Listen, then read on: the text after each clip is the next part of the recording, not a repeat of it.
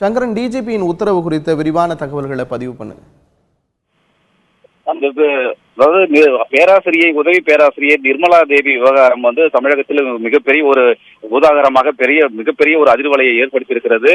அந்த தேவாங்கர் கலை அறிவியல் கல்லூரியில் படிக்கக்கூடிய மாணவிகளை பாலியல் விவகாரத்திற்கு வற்புறுத்தியதாக இந்த விவகாரம் அவர் மொபைல் போனில் உரையாடிய விவகாரம் வெளியாகி தற்போது பெரிய பரபரப்பை ஏற்படுத்தியிருக்கிறது.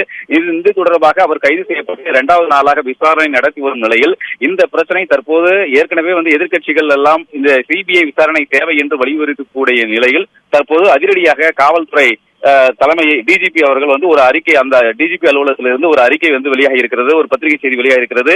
இந்த வழக்கினுடைய முக்கிய தன்மையை கருத்தில் கொண்டு உடனடியாக சிபிசிஐடிக்கு இந்த வழக்கு மாற்றப்படுகிறது என்ற ஒரு அறிவிப்பு வெளியாகி இருக்கிறது. இதில் டிஜிபி அலுவலகத்தில் இருக்கக்கூடிய ஏஐஜி திரு மகேஸ்வரன் அவர்கள் இந்த ஒரு அறிவிப்பை வெளியிட்டிருக்கிறார். இதன் காரணமாக தற்போது இந்த வழக்கு அடுத்த கட்ட ஒரு நகர்வை நோக்கி நகர்ந்திருக்கிறது என்று நாம் சொல்லலாம். ஏற்கனவே இந்த விவகாரத்தில் தமிழக அரசு உரிய நடவடிக்கை எடுக்கும் என்று உயர்கல்வித்துறை அமைச்சரும் தெரிவித்திருந்த நிலையில் தற்போது இந்த விவகாரம் மீண்டும் இதுல சிபிசிஐடி விசாரணைக்கு சென்றதன் காரணமாக அவர்கள் இனிமேல் விசாரணை நடத்துவார்கள். இதில் பல்வேறு விஷயங்கள் திடுக்கிடும் தகவல்கள் எல்லாம் இந்த பிரச்சனையில் யாரெல்லாம் தலையிட்டிருக்கிறார்கள் என்ற விவரங்கள் எல்லாம் தெரிய வரும். சங்கரன், ஏற்கனவே 2 விசாரணை குழுக்கள் அமைக்கப்பட்டிருக்கு. துணைவேந்தர் செல்லதுரை ஒரு விசாரணை குழு அமைச்சிருக்காரு. நேற்று ஆளுநர் பன்வாரிலால் புரோஹித் ஓய்வு பெற்ற ஐஏஎஸ் அதிகாரியை கொண்டு ஒரு விசாரணை குழு அமைச்சிருந்தாரு. இந்த 2 விசாரணை குழு ஏற்கனவே அமைக்கப்பட்ட சூழ்நிலையில இந்த வழக்கு சிபிசிஐடிக்கு மாற்றப்படுது. அப்போ இந்த விசாரணை குழுக்களுடைய விசாரணை எப்போ தொடங்கும்? இந்த விசாரணை எந்த மாதிரியான பாதையில செல்வதற்கான வாய்ப்புகள் இருக்கு? அதுதான் இந்த கேள்வி கூட ஏற்கனவே பாத்தீங்கன்னா 3 ஏற்கனவே அந்த மதுரை காமராஜர் பல்கலைக்கழக துணைவேந்தர் அவர் ஒரு குழு 5 பேர் தலைமையில ஒரு குழுவை நியமிச்சிருக்கிறாரு.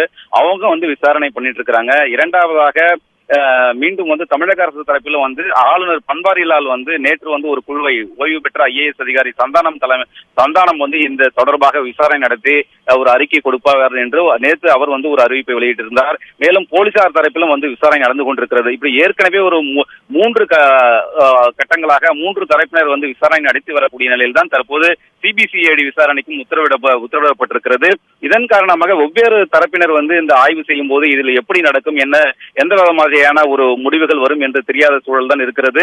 இந்த பிரச்சனையை நம்ம ஏற்கனவே உயர்கல்வித்துறை அமைச்சர் அன்பழகன் கேட்டப்போ, அதாவது ஏற்கனவே அவர் சொன்ன தகவல், காலையில் சொன்ன தகவல் என்னன்னா, அதாவது நம்ம கவர்னர் உத்தரவிட்டிருக்கக்கூடிய குழு போலீசார் ஒரு தரப்பில் விசாரிக்கிறாங்க, அதே போன்று ஆளுநருடைய குழு, இது 3 குழுக்களுடைய அறிக்கை விசாரணைகள் தகவல்கள் ஒரே மாதிரி வந்தா அதுல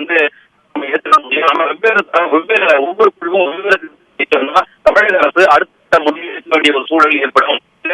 சிபிஐ விசாரணைக்கும் அரசு உத்தரவிடுவதற்கு தயாராக இருக்கிறது என்ற கருத்தை உயர்கல்வித்துறை அமைச்சர் தெரிவித்தார். இந்த சூழல் தான் தற்போது சிபிசிஐடி என்கொயரிக்கு இந்த வழக்கு மாற்றப்பட்டிருப்பதாக அறிவிக்கப்பட்டிருக்கிறது. எனவே இந்த மற்ற குழுக்களுடைய செயல்பாடு சரியாக